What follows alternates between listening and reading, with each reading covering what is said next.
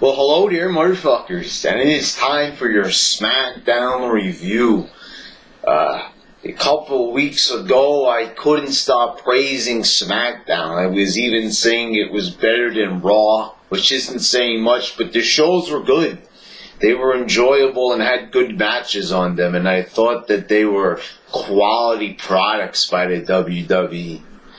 But this last Smackdown sucked. It sucked dick. It was horrible. It was fucking terrible. Let's take a look here. Triple H comes out.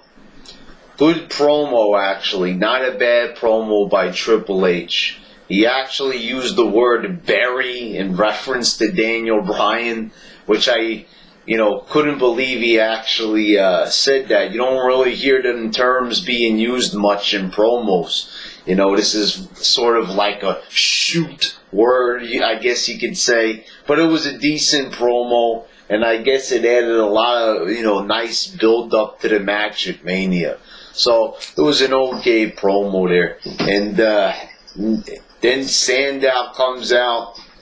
Triple H calls out Sandow when he says that, he's got to apologize and they could put this behind him because Sandow was supposed to have a match.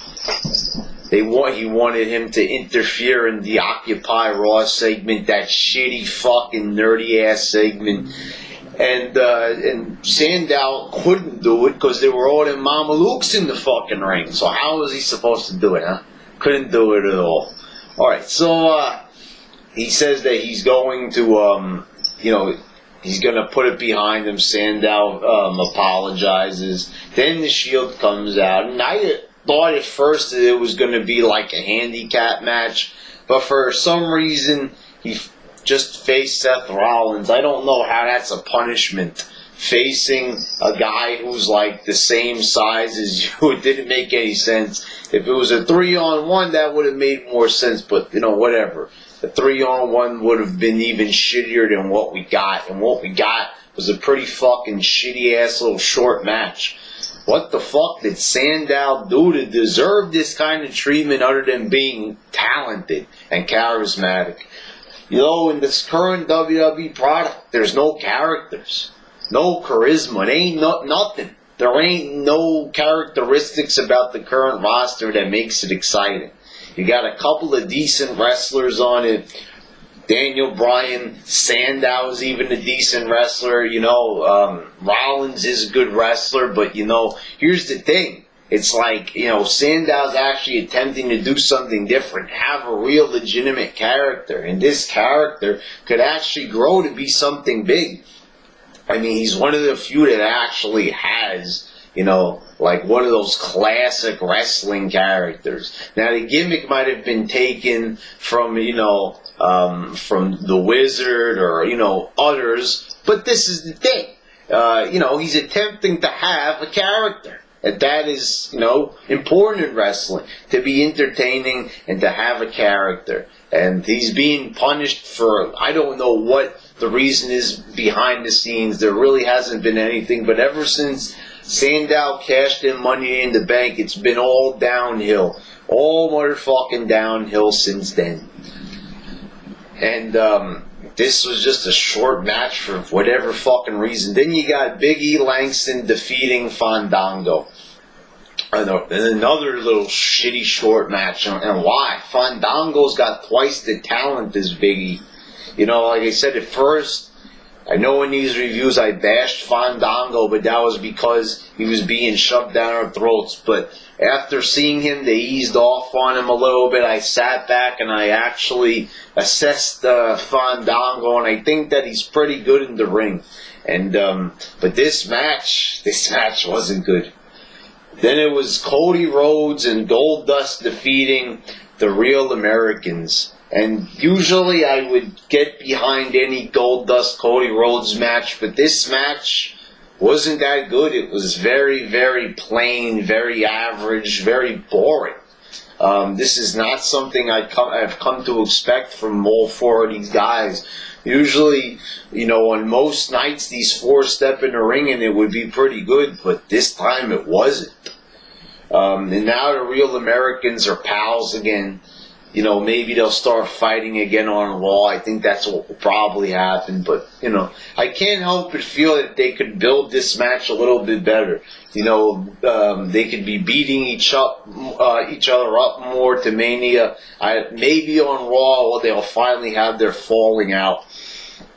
Then it was Bray Wyatt defeating Kofi Kingston. You know, this is a match that they had before. You know, and it was on the infamous Battleground pay-per-view, which I have received requests to review, by the way, and I will get to that pay-per-view eventually. I will watch that piece of shit for my subs and I will review it, because I missed that one, and it's time to fucking face the demons and watch Battleground, that piece of fucking shit pay-per-view. So Bray Wyatt beats him. It was alright for a squash match, I guess, but this show is not really good at all. There's nothing, they're all quick little short matches, squash matches. Why the past couple of years during Mania season does it seem like the match quality decreases? I think, and I'm not even trying to be funny or different here, that they do this on purpose. Because they know that Mania is going to be a fucking pile of shit, maybe. Maybe. Who knows, you know? And even though you got Bryan possibly in the main event, I think they purposely decreased the match quality, like they did on Raw, just so the Mania matches stand out more. So even if a Mania match is average, at least you could say, well, hey, it was better than anything we've seen on SmackDown as of late. You know how I say that in my reviews a lot of times? Hey, it's better than everything we see as of late. You know what I mean? It sounds stupid, but that's exactly what they're doing. They're the stupid people. You know, that's their little plan there, I think. And it's Nikki Bella defeating Tamina. A worthless fucking match. Nikki gets her up for the backbreaker, drops her down. That's it. Fucking piece of fucking shit. You know, she-male Cena, I guess, wins. I guess you could say that. Then you got Ziggler defeating Alberto Del Rio. This was a great match. This was good. This was the only good match on the fucking show. It was a good match with a lot of fast-paced action. They really got into it in this one, and Ziggler won, which was good. And really picking up a win over Del Rio. Del Rio wins matches one week. He loses them the next. So, you know, but anyway, Ziggler winning is good. And this was a good match. They had a lot of good moves going on in here. I'm not a big Del Rio fan, but even Del Rio had some good moves in this match. A reverse superplex. So good match. I enjoyed it. Then in the main event, it was Big Show versus Kane, and Show beats Kane. And this was just fucking shitty as all fucking shit. Kane wants the Shield to come out to interfere. They don't. So, you know, they come out, but then they won't get in the ring. This causes a distraction. Big Show hits the chokeslam. Let's talk about this here for a minute. So, it's time for the next generation. You know, you got Cena saying that if anybody wants to step up, they're going to go through him. So even though that sounds fucking retarded, we know that sooner or later we are going to get the next generation guys coming in. And, you know, we're going to get something new probably in the next 10 years or whatever. But anyway, it's coming soon. So why in the main event are we seeing Big Show and Kane? Guys that were main eventing 15 fucking years ago. You know, and it's quite sad. A match that is probably triple less the speed of a match they would have had in 1999. And this is a match that they've had fucking 10,000 times already in the past. How many fucking times I could go through my head did Raw have this match, or did it main event Kane and the Big Show?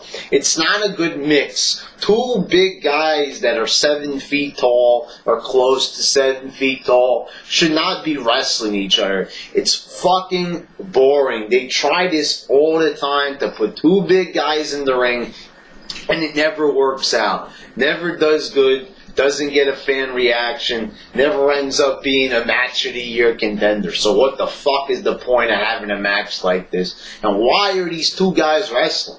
Big Show now wrestles for a month, he disappears, then he comes back magically out of fucking nowhere. And Kane, I thought the whole purpose of making him the director of operations or whatever, director of authority, whatever the fuck his title is, I don't even remember. Why?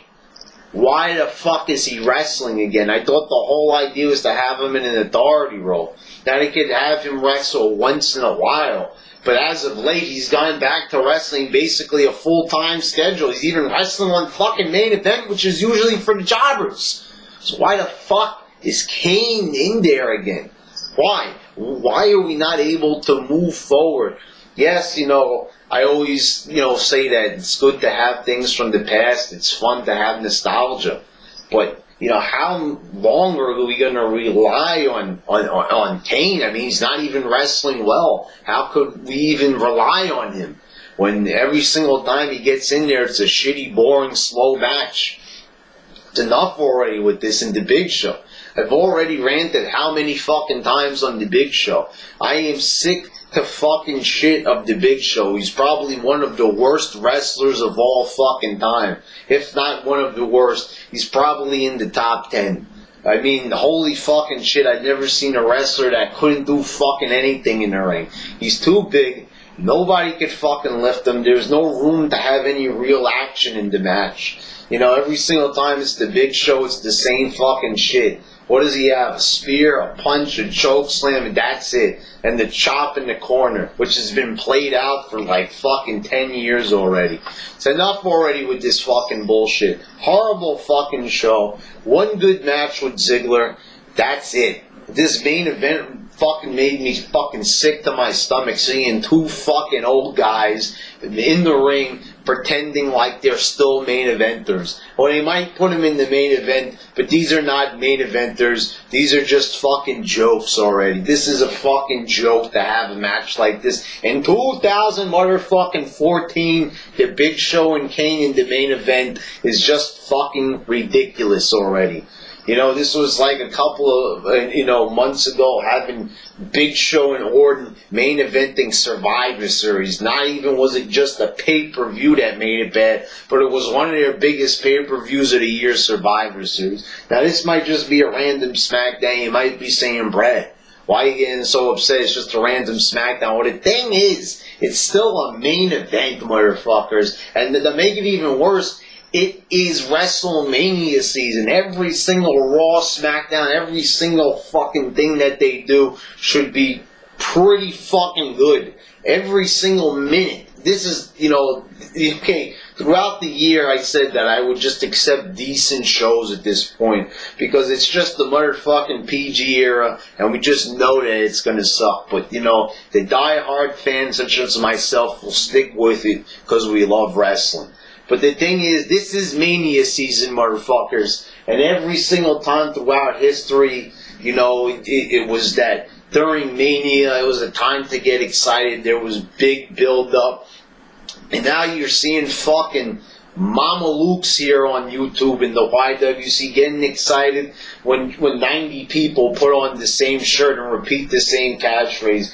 They get excited when Paul Heyman pretty much reiterates what he said the last week. Oh my God, what a Mania season!